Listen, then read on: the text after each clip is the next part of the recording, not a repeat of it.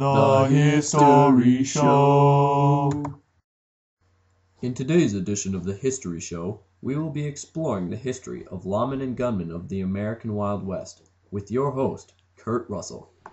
Gunfights, shootouts, inescapable dangers, and possibly even death.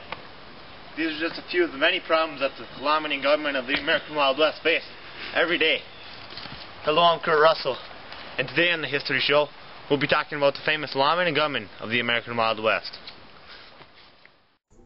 Some noteworthy lawmen of the American Wild West were the Texas Rangers. The main duties of a ranger were to apprehend wanted felons and keep order in towns. When you're in Texas, look behind you, 'cause that's where the Rangers gonna be.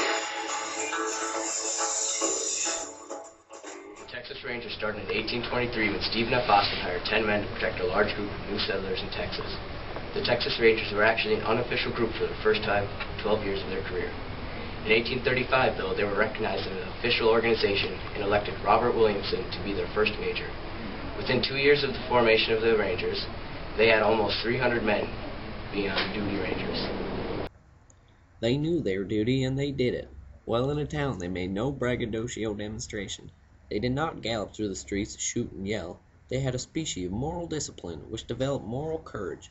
They did right because it was right. Ranger Captain John Rip Ford. Although the Texas Rangers included quite a few men within the first 2 years of service, the rest of the West was largely ungoverned by lawmen. Many citizens of the American West believed in frontier justice, which was to say that they were to take justice into their own hands, no matter the legal ramifications. There simply weren't enough lawmen to protect the entire American West. One man that frequently changed between the positions of lawman and gunman was Wild Bill Hickok. James Butler Hickok, who was better known as Wild Bill, or Bill Hickok, was born in Illinois. He was best known for being an outstanding gunfighter and an exceptional gambler. Wild Bill fought in the Civil War and later became a U.S. Marshal. One of his most famous gunfights was with David Scott Jr. in a quick draw in Missouri. Wild Bill died in 1876 when he was shot in the back of the head by Jack McCall during a poker game. When he died, Bill Hickok was holding a pair of eights and a pair of aces, all black. This hand is now known as Dead Man's Hand. You're unlucky tonight.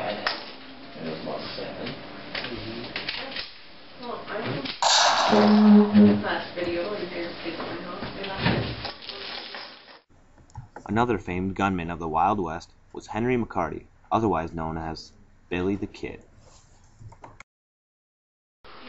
Billy the Kid was born in 1859. In 1877, he began to work for John Turnstall as a cattle guard. In 1878, Turnstall was murdered by members of a rival cattle company, known as the Murphy-Dolan faction. Turnstall's business partner, Alexander McSween, had Billy and the other cattle guards deputized so they could punish the murderers legally. The new deputies called themselves the Regulators.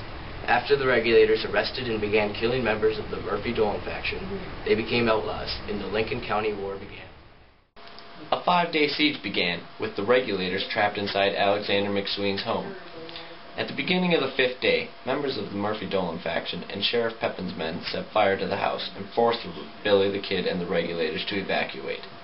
Billy the Kid and a few of the Regulators escaped, but McSween and the others were killed in the gunfire. Pat Garrett was appointed the new sheriff of Lincoln County, and he set off in pursuit of the Kid. Garrett tracked Billy to Stinking Springs, and Billy surrendered. He was brought back to Lincoln County to be tried.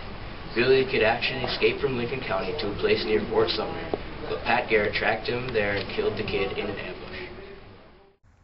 When we come back, we'll take you to see what a Wild West gunfight would really look like, so don't turn that dial. The new Extreme Cycle from Tyco RC can go off jumps. Radical. You can even jump your friends. Ouch. You can get chased by your dog. Cool.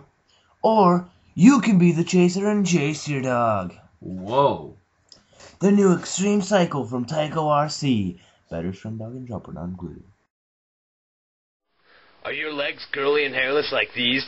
Man it up with Old Spice High Endurance Hair Grower. Just apply Old Spice High Endurance Hair Grower onto wherever you need hair. And poof, your legs are hairy and man approved. Ow! Are you tired of burning your hand while trying to get the pizza out of the oven? Are you tired of fumbling around and having no grip with the regular oven mitt? Whoa! With patented no-slip grip technology on all 5 fingers, you can grab the pan and you'll have no trouble holding on to it. Wow, amazing. With the nylon material used by firefighters, you can get pizza out of the oven with ease. Just like that. Welcome back to The History Show. Most gunmen of the American Wild West were not actually involved in as many gunfights as most old movies and TV shows say they were. The gunfights themselves were not often standoffs between 2 men either. Gunfights usually involved a well-respected gunman and a less notable gunman. The gunfighters were often drunk, and when the shooting started, they usually missed with most of their shots and ran for cover. One of the most famous gunfights of the American West was the gunfight at OK Corral. The gunfight at OK Corral happened on October 6, 1881. The 3 Earp brothers and Doc Holliday stood off against Frank and Tom McLaury, Billy Claiborne, and Ike and Billy Clem. The events that provoked the gunfight were the arresting of 2 cowboys by Virgil Earp for stagecoach robbery. Drunken threats were made against the Earps, and the gunfight ensued. When it was all over, the Earps and Doc Holliday all had wounds, but both McLaury's and Billy Clem were killed. Put your hands in the air.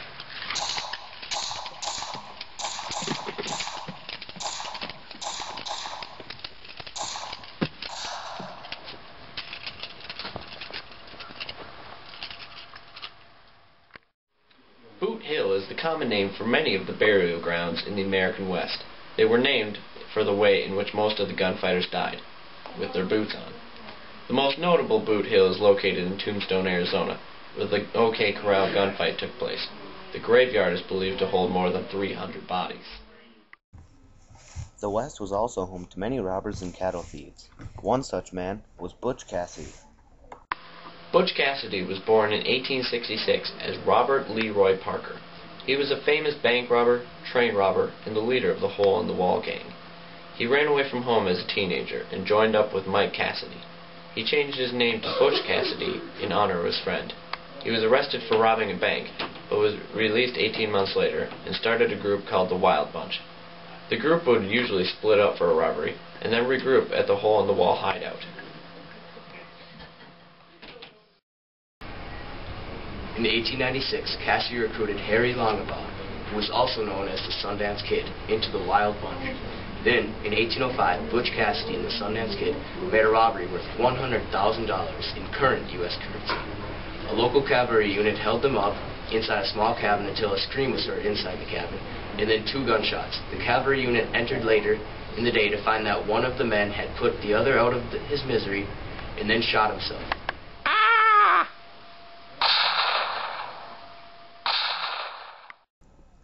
One of the few lines of defense against robbers and cattle thieves were the U.S. Marshals. The U.S. Marshals of the Wild West had many duties, including transporting federal prisoners and protecting federal witnesses, and managing the money and other assets retrieved from robbers and other thieves. The Marshals also had the duty of retrieving runaway slaves after the passing of the Fugitive Slave Act of 1850.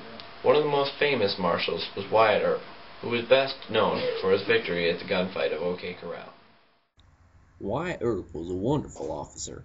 He was game to the last ditch and apparently afraid of nothing. The cowmen all respected him and seemed to recognize his superiority and authority at such times as he had to use it. Jimmy Cairns. The American Wild West was home to many bank robbers, and many of the robberies were committed by ruthless gangs.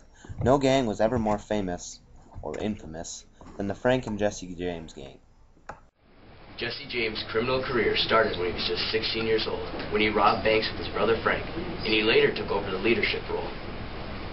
Jesse James was a natural-born leader, which explains how he was able to control the members of his gang, which included Cole Younger, Clell Miller, and many of their brothers as well. The other members of the group changed after almost every robbery, so it's hard to say exactly who was in the group. They were called the James Younger Gang, until the capturing of the Younger brothers after attempting to rob the Northfield First National Bank in Minnesota. After the loss of the younger brothers, Jesse James and his gang moved south to the Missouri area and robbed banks, trains, and anything else with valuables available.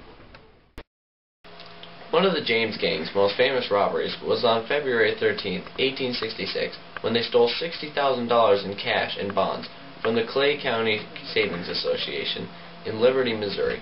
During the robbery, they killed a man on the street outside the bank, which was one of the few murders they actually committed. Jesse James died on April 3, 1882, when he was shot behind the ear. The Jesse James gang was no more. Thank you for watching the History Show. Tune in next time for more great historical insights. The History Show. Brought to you in part by viewers like you.